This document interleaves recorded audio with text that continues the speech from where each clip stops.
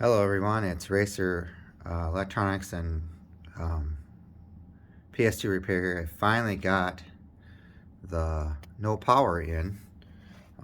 Like I said, fresh off of eBay, took it out of the box.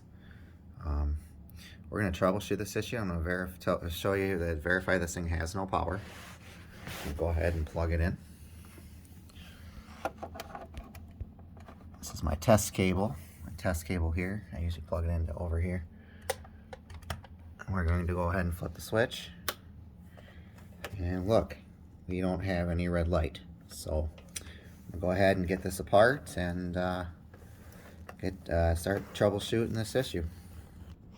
We're back. I'm just going to show you the serial number. And model number is a 39001. It's an AU model. Sorry for the camera. Just want to show you that. And this one has never been opened. So, like I said, you got no power, you got no power. I'm going to open it up. I'll be right back. And we're back. Like I said, for a power supply issue, we're going to have to take all 8 screws out. Let me get these out and I'll get right back to you. And we're back. Like I said, I took both top side covers off. You got to take all 8 screws out, the controller port screws, and this is what you're left with. Okay. We're going to go ahead and unplug the power supply board and check for 120 at the plug. Well, that's not what I wanted to happen, but it happens. I have a spare power supply board in case it's an icon and I don't have the parts. Looks like it is an icon. Usually you can sneak these off of here like that. And I'll get it plugged back in and we'll check at 120 at the plug. You got 120 at the got 120 at the switch. So plugged in, we'll see if we got 120 at the switch. Here's my voltmeter. We'll set it up because this one can be set up. Sorry about the camera, guys.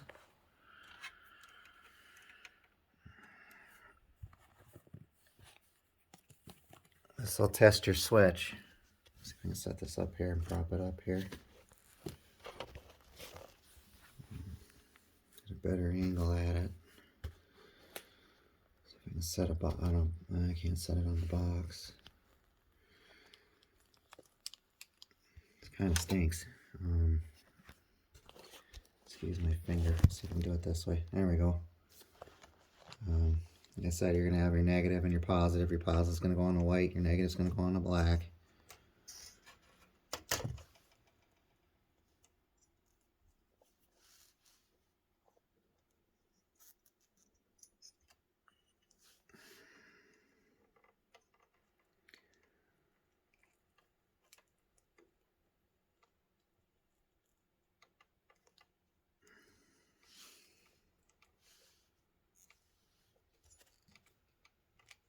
Sorry I didn't show it, but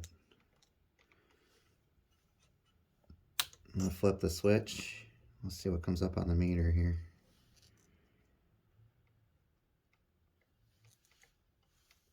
I can get my leads in there.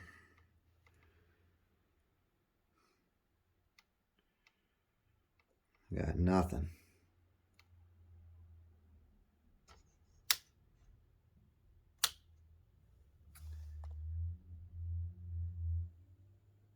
I can try a different switch, maybe.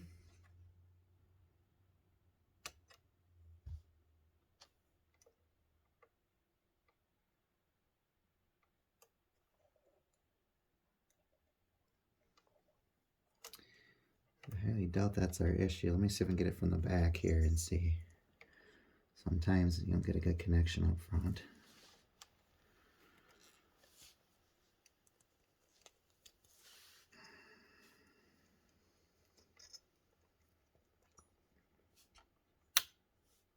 There we go, 122. Okay, that means we got 122 volts AC coming into this thing. Like I said, sometimes you got a problem from the back. So we got power coming in, the switch is good. it shuts off as normal. So that tells you our switch is good. Like I said, your positive is here, your negative is here. We're going to have to get the power supply off and see what type of power supply is. I'm going to flip it over and I'll be right back. And we're back. These are very easy to change. There's just 4 screws. Let's see if I can get this off on camera.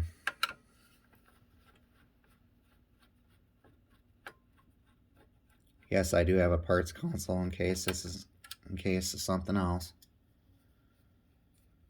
that has a fixed power supply that I did fix on this channel. It is still working properly. All right, let's see if we can troubleshoot this one and see what was going on the board level. I do have a test rig that I set up for that. Obviously, this is not getting 12 volts or the 12 volt to the 5 volt rail.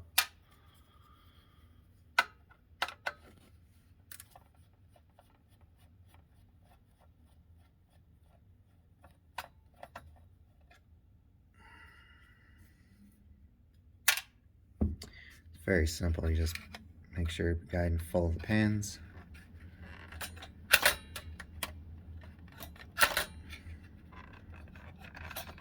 Usually I use 2 hands. That's all. Ah, yes. It's an older style power supply. Board number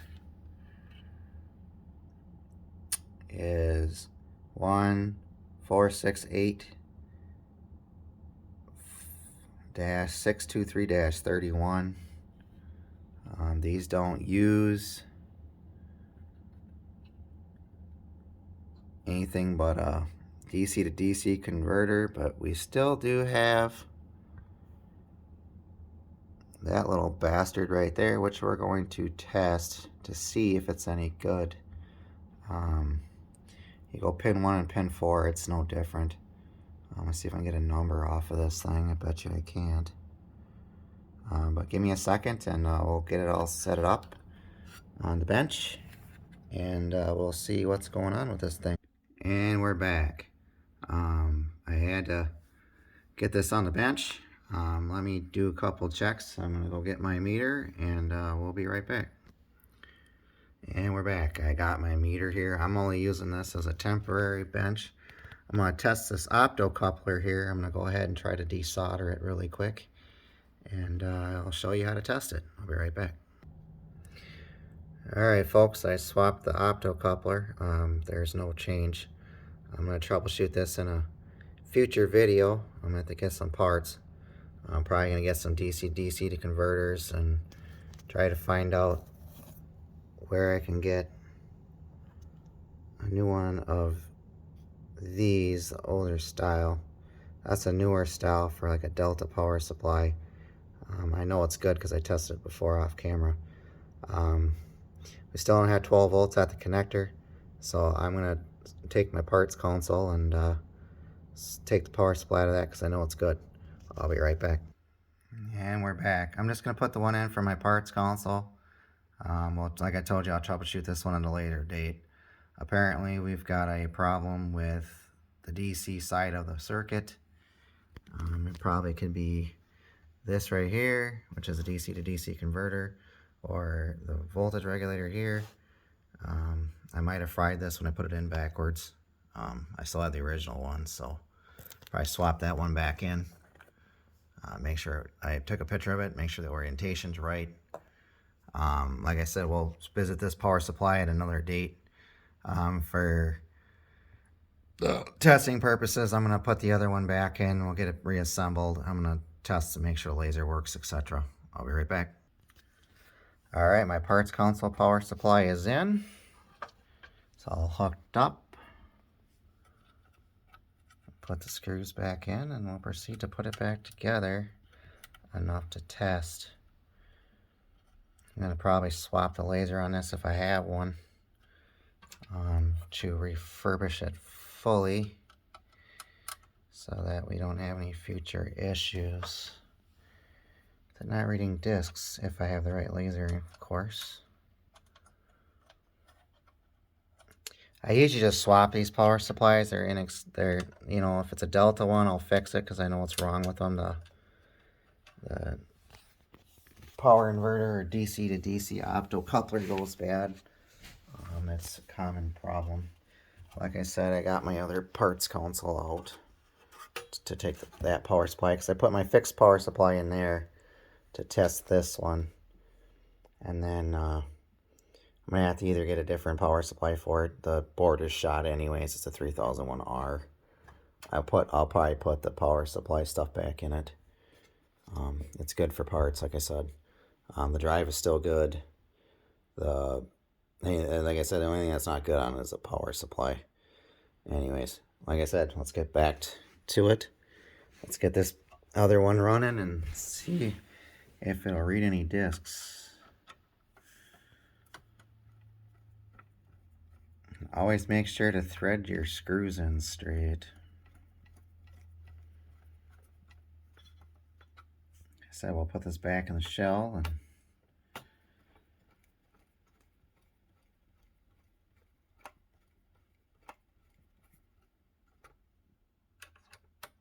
put the screws back in it so it stays in the shell. Yes, I did verify this off camera. It does work still. So this is a long-lasting repair on this one. I did a video on this one. As long as it's the same model. Personally, this is an upgraded model of the one that was in here. Sony must have had a lot of problems with their power supplies back in the day. Boy, am I having issues now. I said let's get this puppy back in the shell and I'll be right back. Alright, the power supply parts console power supply is in. I'm going to get the cord and I'll be right back. I forgot it on the other side. Alright, let's flip the switch and see if we got power. Oh look, we got a red light, folks. Like I said, bad power supply. No big deal. Let's fire this thing up.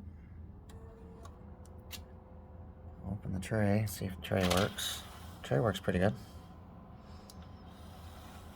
See, she spins up. She spins up. I'm gonna turn this thing off and we'll check the inside of the laser and see what laser got in here. Let's go ahead and shut it off.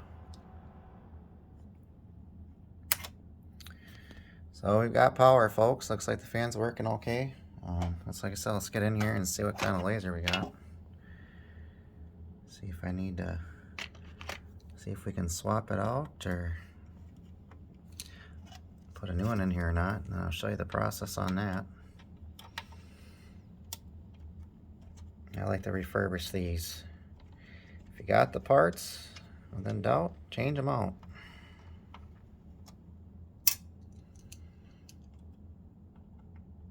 Gotta see because it's an AU model. Some AU models are a 4000R.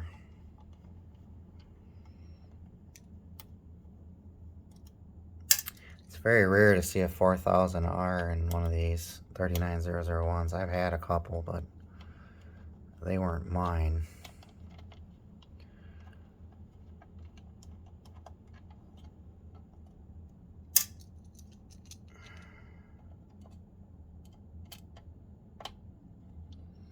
Taking the screws out of this thing so I can take the lid off. Outstripping it. Yeah, you strip these screws, it's a nightmare to get them out. Moment of truth. It's a 300C. So this is a -31 board. I could swap this into that parts console and probably get her running in about, I don't know, half hour, 45 minutes to have it run right. But like I said,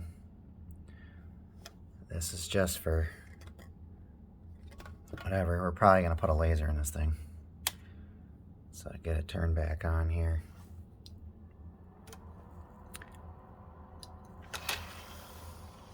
And I'll shut it off. I'm going to get a laser out. We're just going to swap it.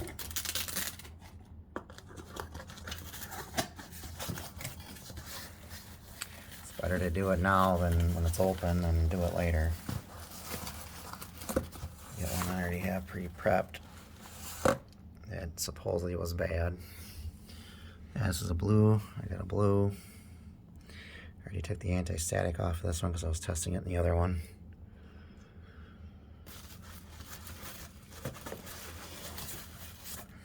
I like to swap these lasers out anyways because it gives you a longevity on these things. So this one's got a little bit of dust in it.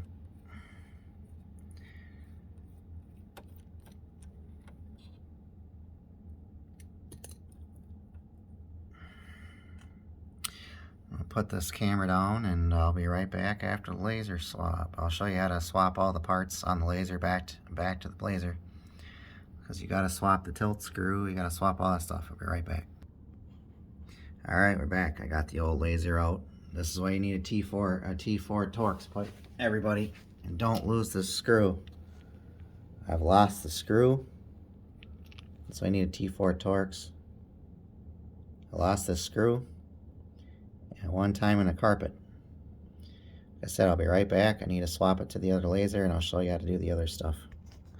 We're back. Everything's swapped to the new laser. That's just a double zero Phillips.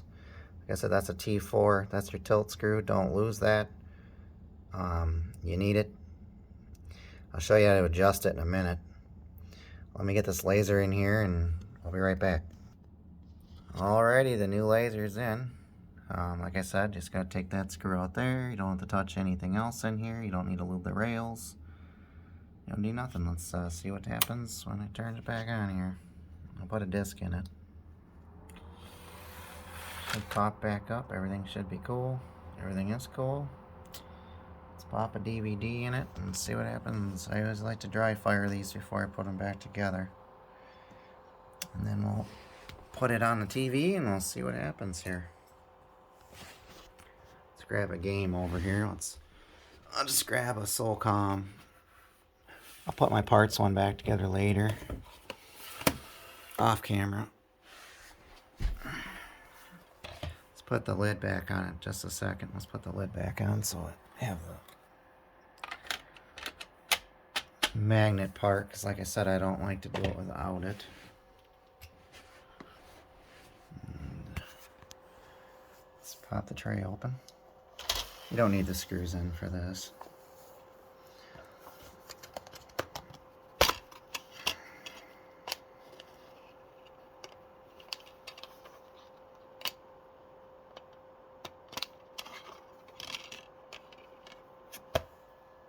You don't want to run these very long without the lid on off the top anyway.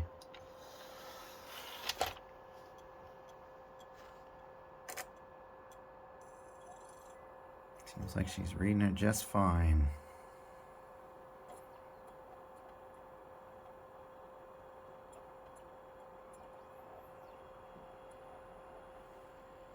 It seems like it. Let's see if she spins up.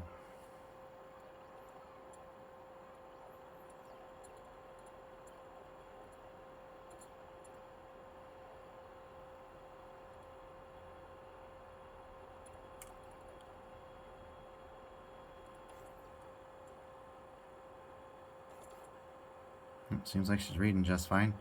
I'm gonna get this put back together and we'll test everything on camera. And we're back. Let's get this flip switched. Let's flip on the switch. We should have power now. Let's flip it on and see what she does.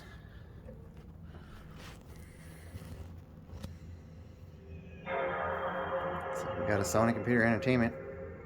So we're good there. Fired right up, folks. That's a DVD game. See if we get a PlayStation logo. Here it goes.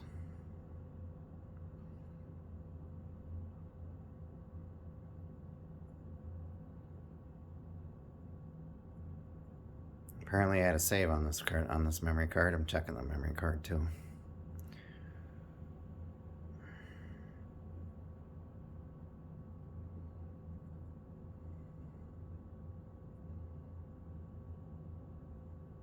Here's SOCOM 2 loading.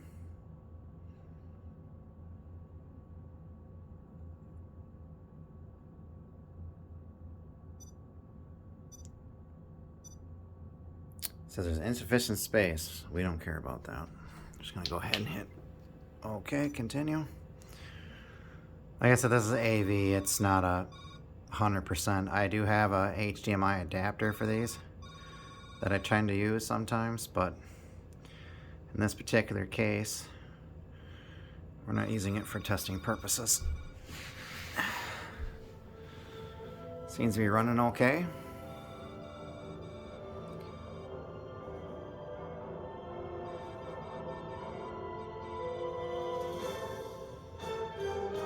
And I did forget to tell you guys how to do that.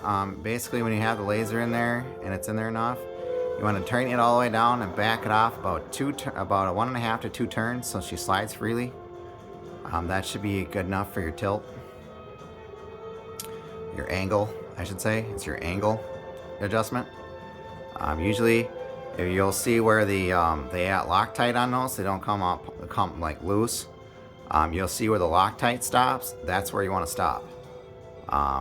You can do it by feel. I usually adjust them before I stick them in here, because when you're in the Loctite part of it, you're pretty much good. We're gonna go ahead and start this. Just hit new game. Just gonna go Ensign, because we're not gonna play this. I'm just showing you that it works. And then we'll go to a CD-based game and a whatever. As play a PlayStation game and all that, and we'll get a DVD in here and show you that works too. No, we're not gonna save it.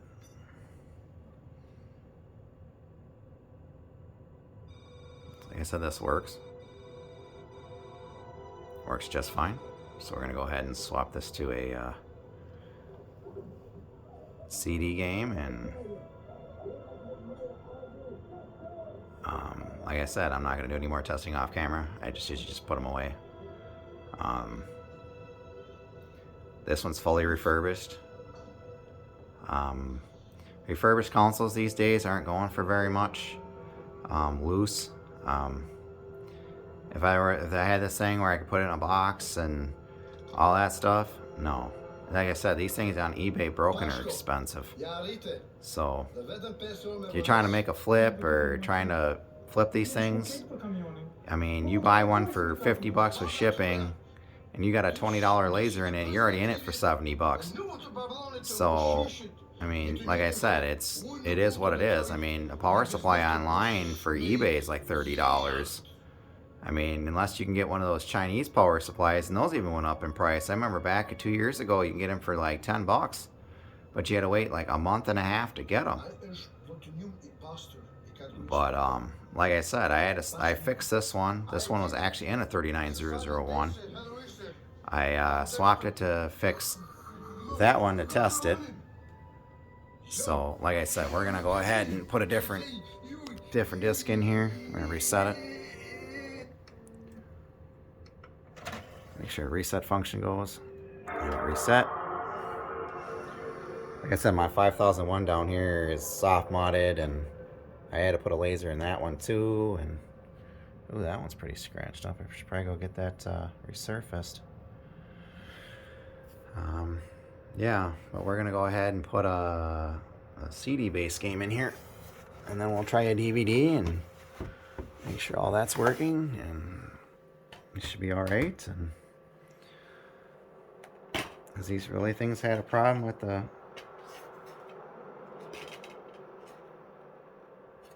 CD, the blue discs are CD-ROMs, guys. That's what they are. And stick that in there and see if she reads. Because usually it detects if it's a DVD or not. Apparently it already detected it was a CD-ROM. So like I said, if it does, you put a new laser in, it reads the DVD perfectly, and then all of a sudden the CD-ROM part don't work, then it's a defective laser. I've had that happen to me, guys. Usually, you don't have to adjust the pots, you don't gotta do nothing. It should just read it on its own what it is. Goes through its things and sees what it is, and then it loads it up. You shouldn't even have to go in the browser screen. See, that's a quick load.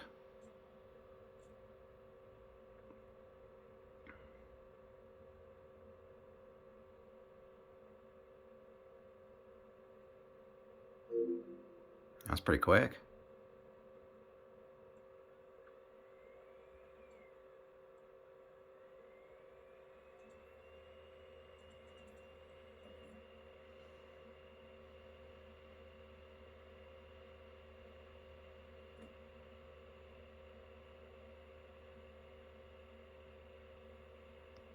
I'm not getting any sound.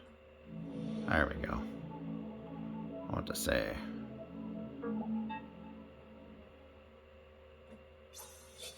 Like I said, I've had G19 and G22 boards. They're all -31. They're reliable as hell. I've never had to swap chips on them or anything like that. I use them as my test boards for the 3001Rs to see if the boards are bad. Usually 90% of them are. I have, like I told you, I have a stack of them suckers that I use for just connectors and all that. When people damage connectors. Yeah, this seems to be running okay.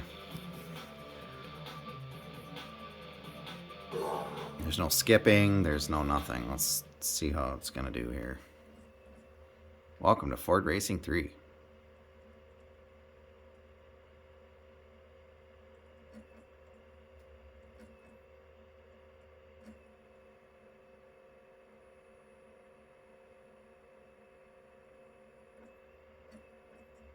Welcome to Ford Racing 3. It says an autosave feature. Say load successful. Single player road competition.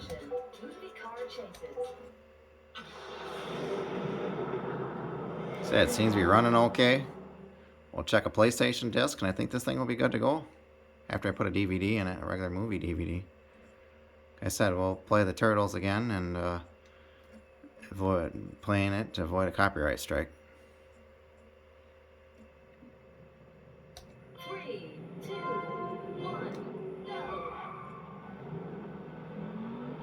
Like I said, I'm not controlling it right now. It looks like it's okay, so we're gonna go ahead and reset. Take the disc out. Put it back on top of its case. I should go back to the system configuration. I'm going to go ahead and go into the browser configuration. As you can tell, I'm just doing this to see if that one works. Let's see if the second player works. Yep, came right up, so we're good there. Oops, looks like we got a door sticky. Oh, no. I thought we had a sticky door there for a second. Those doors you can replace. So we'll get out of here, because I don't need that. Go ahead and put in Rage Racer for a PlayStation disc. That's going in kind of slow, but this thing probably hasn't been used in a while, so I usually run them back and forth a couple times to get the dust out of the motors and stuff.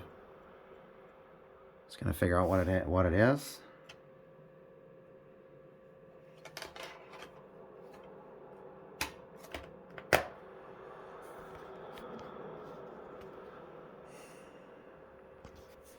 It's pretty sad. I bought this used and I stepped on it one time and broke the case.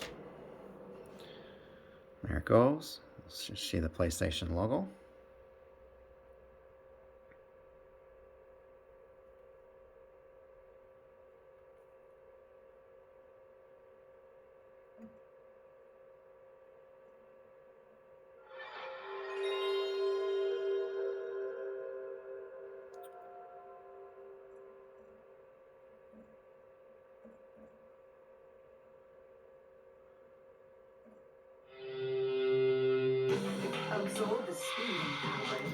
That's why I fixed these guys, because this was the best of both worlds back in the day. You could play PlayStation and PlayStation 2 with no problem.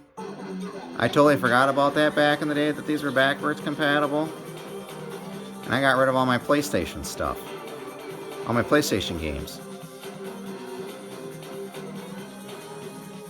And yeah, there's emulators out there on the computer and all that, but you can't get any better than hardware. On the actual hardware.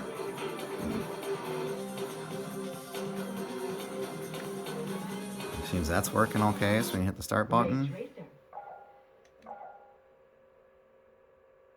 you can't get any better than the actual hardware.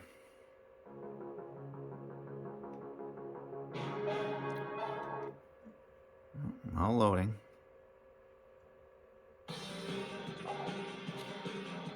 Start the race.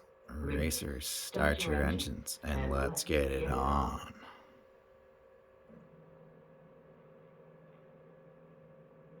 Three, two, one, go. I said I'm not going to play this. Seems to be working okay, so we'll go ahead and restart. Take the disc out.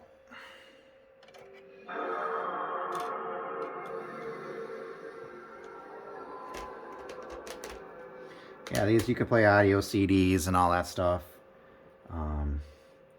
I don't tend to play any audio CDs in these. I used to check them all. I don't know if anybody does anymore. We'll go ahead and put the turtles in here. Let's see if it loads up the DVD.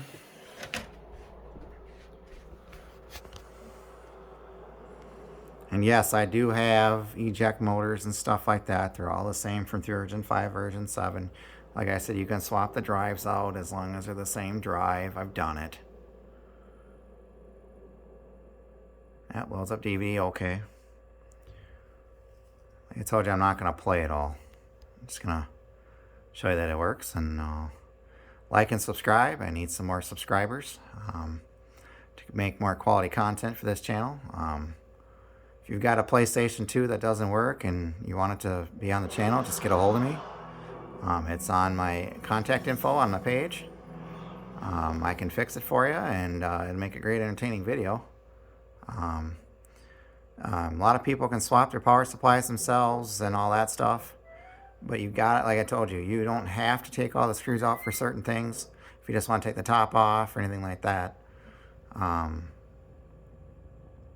Let's go ahead and play it, make sure they work. And then, like I said, thanks for watching. Like and subscribe, and hopefully I'll catch you guys on the next one, and hopefully we can revisit the other power supply that was in here and see if we can get it working. If not, sometimes you gotta bite the bullet and just go ahead and just buy a used one, or try to find a new Chinese Yim one or something. But yeah, these don't let's see if it'll pause here. There we go, she paused. Basically, if you gotta find one, you gotta find one. That's why I said people strip these for parts, and I think that's ridiculous. Like I said, thanks for watching. Hopefully you can revisit and fix the other power supply, but I'm assuming it's probably a transistor or something of that sort, or an old power regulator on there that doesn't want to work, or something like that. Usually I just don't troubleshoot them. I just replace them and then throw them in a parts bin. But like I said, thanks for watching. I'll catch you on the next one.